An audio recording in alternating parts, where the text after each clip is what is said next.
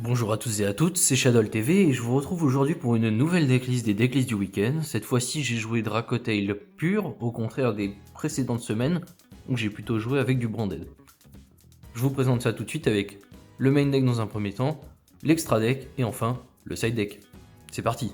Comme je l'ai dit, dans un premier temps nous allons commencer avec le main deck, avec 3 Femena, 3 Lucias, 3 Mululu. L'objectif étant d'avoir le plus de names possible et de maximiser le nombre de Femena pour pouvoir aller start vos combos. Ça peut être aussi en commençant avec Mululu, mais celui-ci va vous lock dans les fusions. Et vous allez le voir, vu que je ne joue pas Branded, j'ai joué beaucoup plus de monstres liens pour pouvoir compléter les line-up de monstres. Avec ça, un autre monstre x3, j'ai joué 3 pans.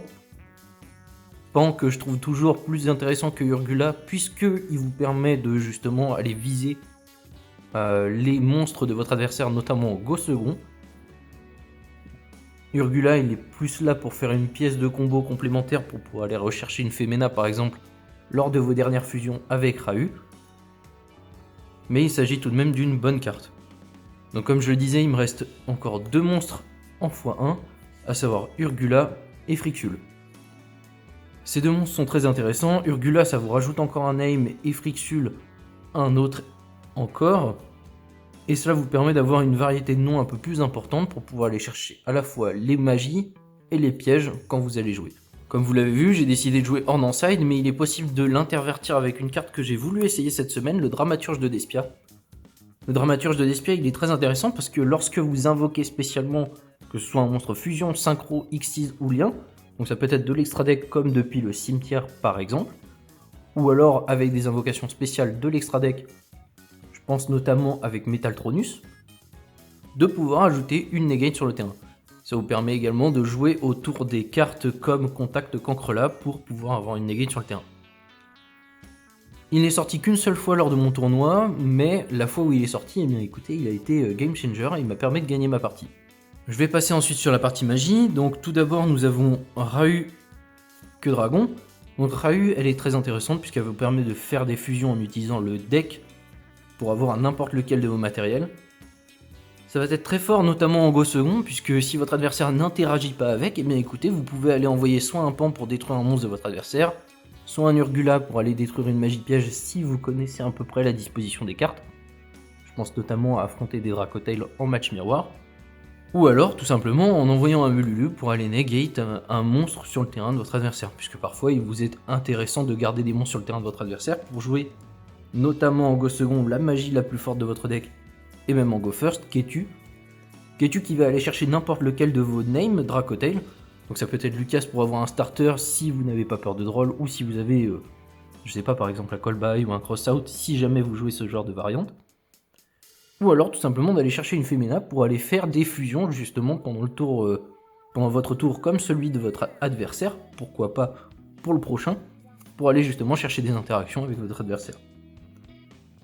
Enfin dans le main deck pour la partie Dracotail, je joue uniquement 2 pièges comme vous l'avez vu, je joue une corne en side, mais je joue Flame et Dar dans le main deck. Les cartes comme Flame et Dar vous permettent de renvoyer une carte depuis votre cimetière dans votre deck pour pouvoir piocher un. Et donc il peut être intéressant de garder en mémoire cette information. Car si jamais vous activez une Femena par exemple pendant le tour de votre adversaire et que vous avez Dar, vous allez pouvoir bannir des cartes depuis le cimetière de votre adversaire, renvoyer la Femena suite à une chaîne d'un call-by par exemple en chaining 2 sur votre Femena en chaining 1, et la chaining 3 se résolvant en première, vous allez pouvoir renvoyer la Femena dans le deck et vous protéger d'un call-by the grave. Ce qui peut être assez intéressant. Toujours pour garder la flame bien sûr. Ensuite vient la partie des Entrap, puisque cette semaine je n'ai pas joué de Branded, et donc dans la partie Entrap je vais quand même garder 2 cartes qui sont liées à cet archétype là, à savoir les magies rapides, le déchu et la vertueuse, que je vous montrerai un peu plus tard. Donc pour les free spots nous avons 3 H Blossom, nous avons également 3 Mulcharmy Fuvalos. J'ai joué une line-up assez spéciale pour pouvoir compléter un petit peu et avoir beaucoup de coverage, donc à savoir les beautés fantômes et Manoranté, 2 corbeaux DD que je trouve très intéressants. Ça va aller chercher notamment les Urgula ou les Femena que votre adversaire pourrait aller recycler dans le match miroir.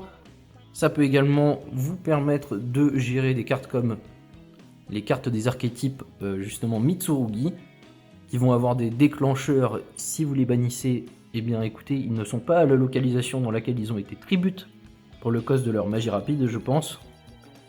Et donc ça vous permet de gérer ce genre d'interaction. Je n'avais que 2 Nibiru, je n'ai pas retrouvé le troisième, et c'est un peu pour ça que j'avais rajouté le Dramaturge de Despiaille. Je ne suis pas mécontent de ce résultat. Et j'ai joué 2 Hurluberlus et Oiseau de verrouillage. Donc ça c'est pour la partie Entrap, et ensuite on va avoir une carte qui va permettre de générer justement un body et d'être une Entrap. Donc vous avez reconnu la description des bestiales. Donc j'ai un bestial Magnamut qui vous permet également d'aller chercher soit un Melulu pour aller générer des cartes lors de votre go second, si vous avez pu utiliser Magnamut pour interagir avec votre adversaire.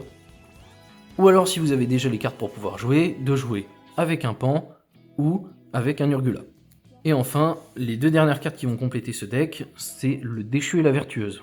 Vous allez voir, je n'ai décidé de ne jouer que 2 Albion dans l'extra deck pour pouvoir compléter la line-up avec le Déchu et la Vertueuse. Ça me permettait d'avoir beaucoup de place et pourquoi pas de trouver des options de jeu qui sont un peu plus différentes de ce qu'on peut retrouver habituellement. Je vais maintenant passer à la partie de l'extra deck.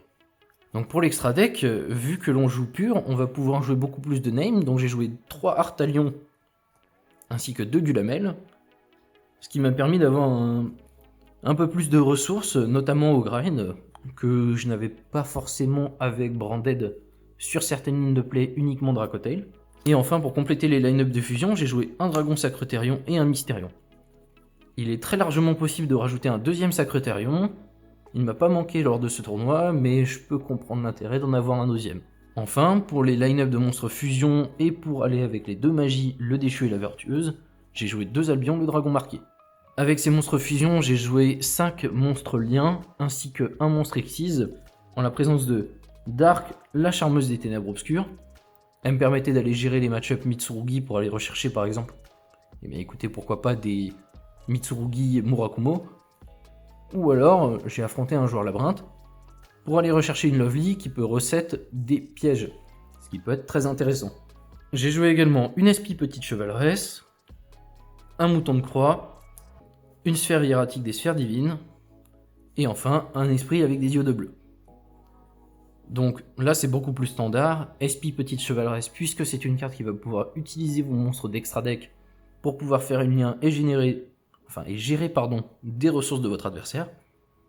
Et Mouton Croix, qui est une carte assez polyvalente, qui va vous permettre à la fois de rechercher des monstres depuis votre cimetière lorsque vous allez faire des invocations fusion, pour aller générer un peu plus de cartes et pourquoi pas aller chercher des létales, et le Sceau Hiératique des Sphères Divines avec l'Esprit des Yeux de Bleu qui vous permet d'aller justement faire une seal pour aller renforcer un board en Go First. Ce qui vous permet d'avoir généralement une Sphère Divine avec un Gulamel ainsi que le setup des 2 voire 3 pièges si vous êtes post-side, en tout cas pour ma liste. Et enfin, j'ai décidé de jouer un Typhoon, ce qui me permettait d'avoir justement des cartes qui sont assez faciles à recycler. Je pense notamment à Artalion. Lorsque vous le réinvoquez du cimetière, eh bien vous pouvez l'utiliser à la toute fin de votre tour pour faire l'invocation d'un Typhoon, ce qui vous permet d'éviter de la bannir et de le récupérer au prochain tour. Ça vous ajoute à la fois beaucoup de body présence, ça peut counter des decks, et donc quand votre adversaire il a fini par réussir à gérer votre monstre à 2900 d'attaque qui empêche l'activation des monstres à 3000 d'attaque ou plus d'activer leurs effets, eh bien vous allez pouvoir récupérer votre Artalion du cimetière, puisque le Typhoon aura été géré. Voilà pour la partie extra deck, je vais maintenant passer au side. Pour le side deck. Donc tout d'abord, j'ai joué une trappe en la présence de Corne Queue Dragon. Cette fois-ci, j'ai opté pour beaucoup plus de magie orientée board breaker, et donc c'est la seule trappe que vous retrouverez ici. Ça vous permet de gérer des match-ups, notamment les match-ups qui vont jouer beaucoup sur les positions d'attaque, donc les monstres liens notamment, à savoir Malice et pourquoi pas Yumi. Si votre adversaire ne commence pas par une norme Cupsy, vous avez souvent l'occasion d'aller chercher à negate à l'invocation de son monstre lien en le bounçant pour l'empêcher d'aller extendre au niveau de son board. Et donc là, à partir de là, il doit forcer un peu plus sur les Mitsurugi. Pour aller jouer des board breakers, j'ai décidé de jouer un Plumeau d'Amarpi et uniquement 2 Orages Foudroyants Et j'ai joué 2 PTT, ce qui me permet d'avoir 5 pets magie piège et 4 pets monstres lorsque je go second. Sachant que j'ai déjà Femena qui peut se comboter avec Pan qui est en x3 dans le deck. C'était une carte que je trouvais assez intéressante à ne jouer qu'en x2. Pour la partie des monstres maintenant, j'ai joué un Hurluberlu et Oiseau de verrouillage puisque comme vous l'avez vu tout à l'heure, j'en ai déjà 2 dans le main deck. J'ai joué 2 Effect Veiler qui sont très bonnes dans le match miroir. En plus de ça, vous pouvez les recycler à l'infini, puisque avec l'effet d'Artalion, vous pouvez aller rechercher les monstres qui sont dans le cimetière, incluant les Entrap.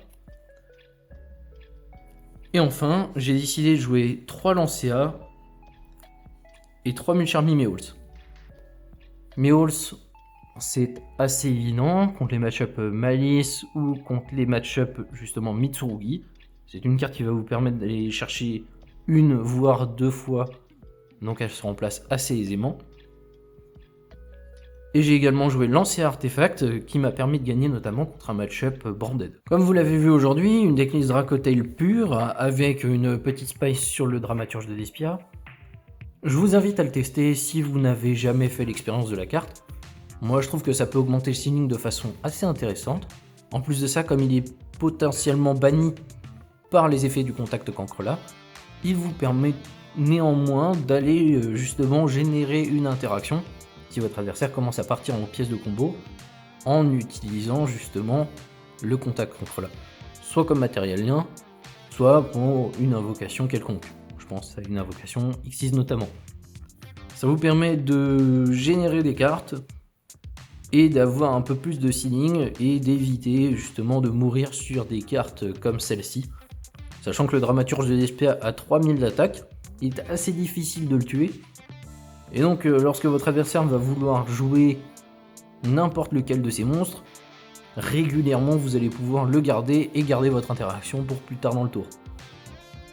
J'espère que cette decklist vous aura plu, j'espère que cette vidéo également. Si c'est le cas, n'hésitez pas à liker, partager la vidéo, vous abonner si ce n'est pas déjà fait, activer la cloche au besoin. Et enfin, me faire un petit retour dans l'espace commentaire si quelque chose ne vous a pas plu. Ou alors tout simplement pour me dire que je m'améliore, que ce soit sur la façon de décrire les cartes ou le deck. Je vous remercie les duellistes, c'est tout pour moi et je vous dis à une prochaine. C'était Shadow TV, au revoir.